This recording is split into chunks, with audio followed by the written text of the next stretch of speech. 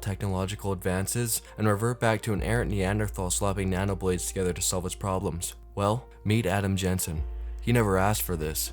I never asked for this. But still, yet he was. He was both the artist and the prisoner, casting shadows upon his own eyes but refusing to look away. Those shadows tried to control him until he fought back, smashing a rock against his chains until he escaped, the lights blinding him as he left the cave. But he did not worry, for he gouged out his eyes or replaced them with rocks, grounding him to reality. We were cold, so we harnessed fire. We were weak, so we invented tools. And when we were hurt, we invented rocks. So as the shadows clutched at his feet to prevent him from leaving, they begged, "Is the knowledge worth losing what you built? Is revenge, art, or science?" Adam turned, a single tear rolling from his rock. "No. It is inevitable."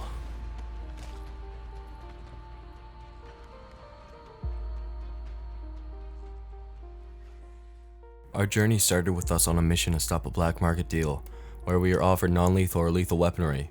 I wasn't going to be using any of them, so I picked the one I thought I could sell for the most.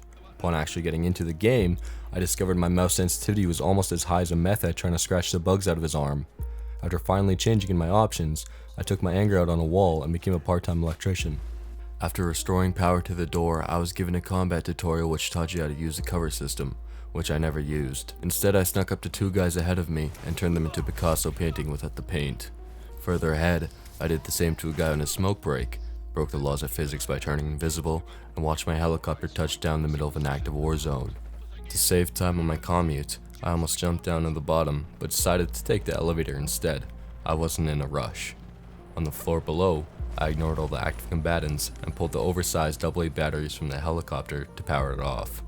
Got my life saved by a centipede man, watched a giant machine fall together, and then got lost in a euphemism for my crippling fentanyl addiction. Unfortunately, every time I OD from fentanyl, I wake up on a train to Prague. This time was no different. My hell was not over. Outside, I watched some anti-AUG racism and met up with a coworker. We were accosted by a cop, and then further inside, the penis inspection robot was getting underway. Thankfully, everything checked out. As we got inside the station, an explosion went off right on schedule, and I got to attend a woman's funeral. The next day, I woke up and discovered most of my augments were not working, and booked a meeting with a doctor. Outside, I said hello to my neighbor and tried to get rid of the evidence. Unfortunately for me, I did a terrible job, and they were not the happiest campers. Like me, whenever I have to go camping. Further, I met another cop that was giving me a hard time, so I gave him the starter kit for breathing out of a tube. Got lost on the Freedom Trail, and was finally taken down. After taking the subway to my doctor's district, I was accosted for my papers, gave them, and was cleared to go sprinting madly to a gang member blocking the way. He said business was closed, but I said, "Nano blade to meet you." Continuing, I also introduced myself to several other people loitering around, a lot more than I've shown here, and let myself in. Looted his office for my troubles, slapped a book around, and took an elevator downstairs to meet him. Sorry about the goons, man. They didn't give you too much trouble, did they? Nothing I couldn't handle. He tried to comfort me by saying I wouldn't even know he was in there, but this wasn't my first casting couch, so he pumped the vent and I easily slipped back into sleep.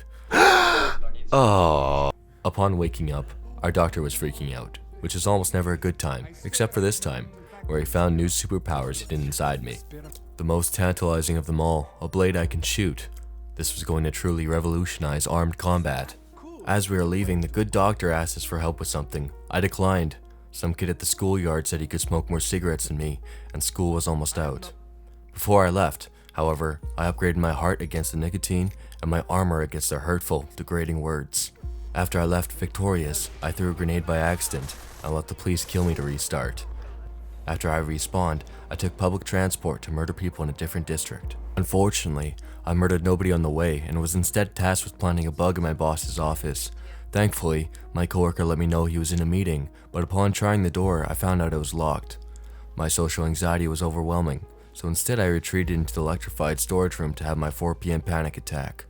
6 hours later, I emerged and my boss was waiting for me. I had to take over the police investigation. Before I could do that, I had to go see my therapist. I obviously didn't need therapy, so I stormed out and jumped to my death. After proving my sanity, I left quickly to sell my valuable anti-AUG rejection drugs and government-issued weaponry to my financial advisor.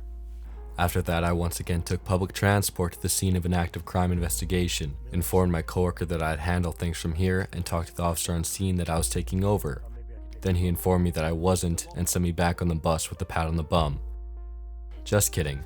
I instead hacked into the security office to my right, was promptly found and thrust into a postmodern throwback Thursday of D-Day where I tried to tell people I immediately thought this was my weekly Saturday, TGI Friday, Taco Tuesday. Their bullets told me, sir, this is a Wendy's.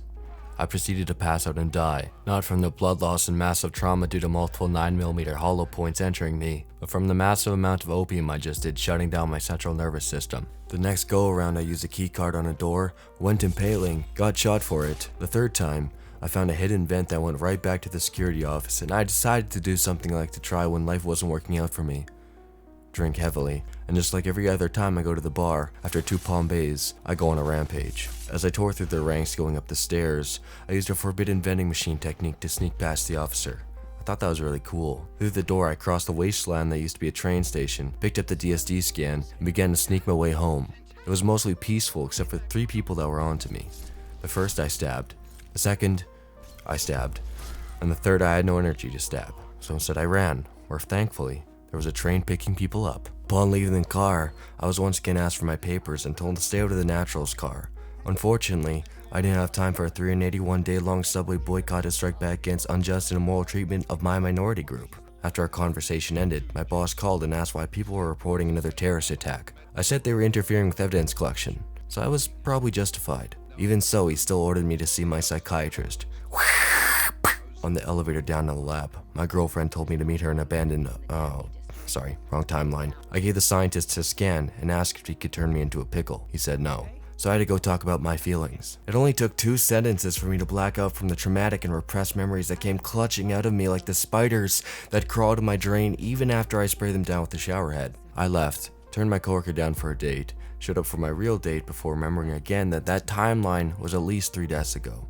She told me about her investigation into the bombing, and I continued on my way to meet Miller for my next mission. In Gotham City, there was an augmented rights group that was a prime suspect. Upon being dropped off, I was given a surprisingly friendly welcoming party from the locals, like my first time in Xbox Live game chat, where I learned everything I need to know about sexual education.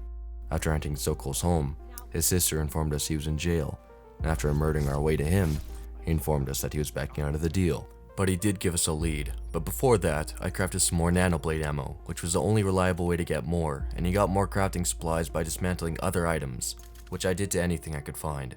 Sokol directed us to a fat, shady black market dealer, who looked like he spent half his time smuggling and the other half under a bridge trying to eat children, and that was something I would not stand for.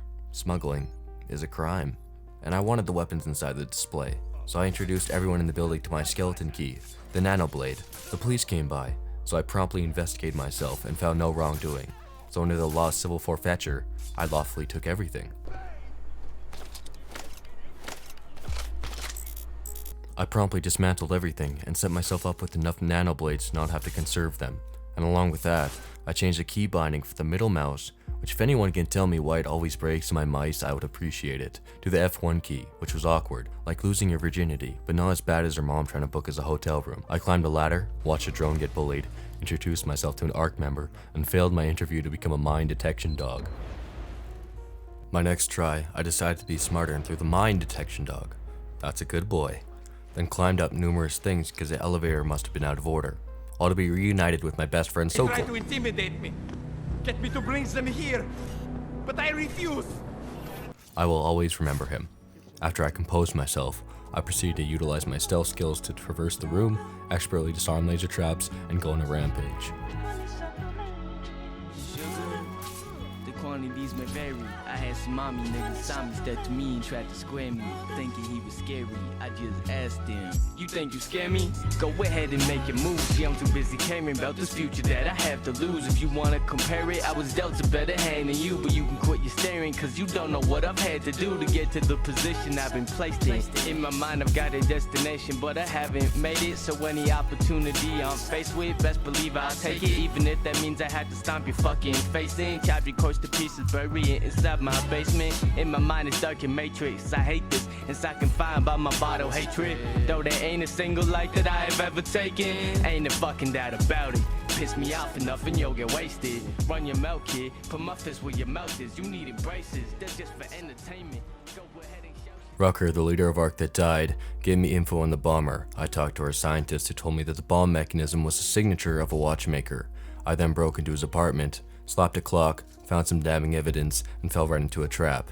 I was locked inside, just like the time I was locked inside a dream and forced to become my own sleep paralysis demon.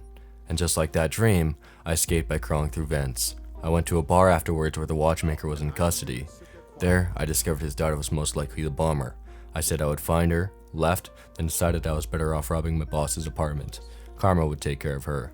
Inside, I moved his fridge, turned on the microwave, and broke his TV, punched his bag, and found a secret room where I robbed his safe and replaced all his alcohol with water. I then met up with Alex to share both the booze and incredibly important information Rucker gave me. After I was done stealing his physical items, I then went and moved on to his mind, because knowledge is the most important thing you could ever steal. This was also the most boring mission in the game. Ready to press E on some pillars to get memory fragments or something?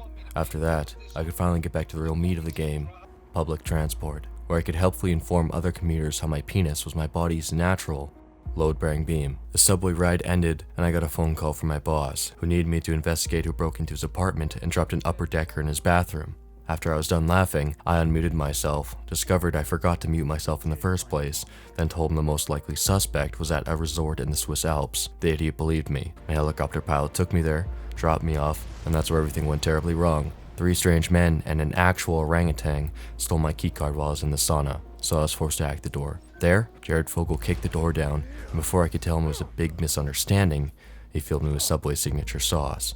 Unfortunately for him, the secret sauce was found.